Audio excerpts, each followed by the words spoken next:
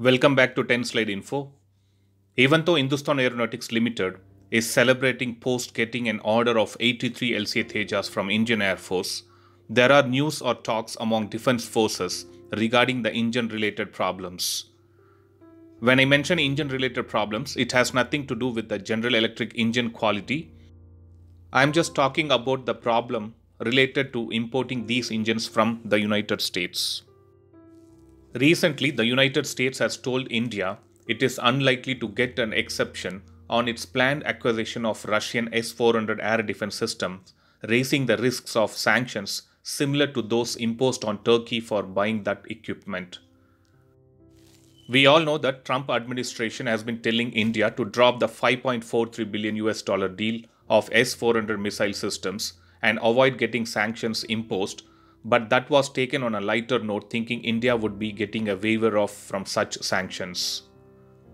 Looks like India should be taking this point on a serious note, since many feel that this position is likely to change under the Biden administration, who might take over even tougher steps towards Russia and countries doing weapons dealing with Russia. In one of my previous videos, I clearly mentioned how General Electric engines are dominating Indian Air Force market, and even the future orders are also awaiting with this United States origin company. Coming to the deal of 83 LCA Tejas, which are to be powered by these American GF404 engines, if sanctions are imposed, this might have a direct effect on this particular program.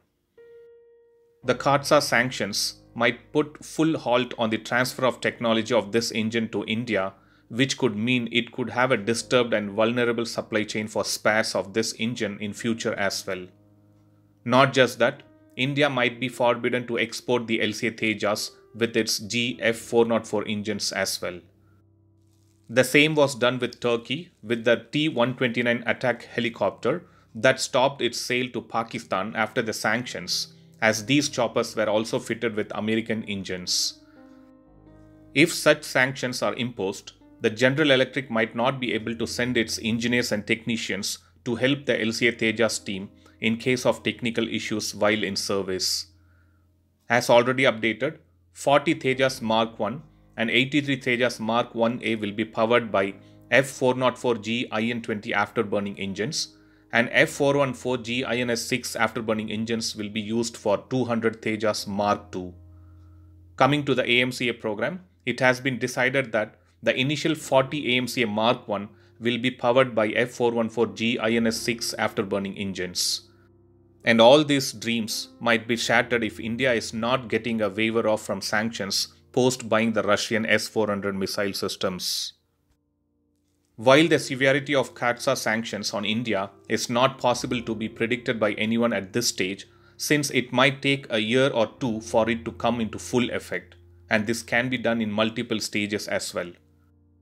I'm not sure how India is going to handle this situation, since India is badly in need for a long-range surface-to-air missile, and in this category, the Russian S-400 is the best. Even though the United States has urged their partners to stop doing any transactions of weapon with Russia that might risk triggering the sanctions under the CAATSA, we need to wait and see if India can get some waiver from United States due to a long diplomatic relationship. India already made an initial payment of $800 million in 2019 towards the Russian deal, and the first set of missile batteries are expected towards the end of this particular year. Even though Russia has traditionally been India's main weapons supplier, but in recent decades, the Indian government has turned to United States and Israel for new aeroplanes, fighters, and drones. So let us hope India gets a waiver for this S-400 transactions alone, and maybe in future transactions with Russia, it can be taken into a serious consideration. This is just my comments, so not sure how this is going to be taken forward. So let us wait and see what is the solution for this deadlock situation. You can obviously leave your comments below. Thanks for watching. I'll upload another video with a new defense update or an aviation update later. Please do subscribe my channel and hit the bell button next to it, and also feel free to leave a comment in the comment section. Thank you.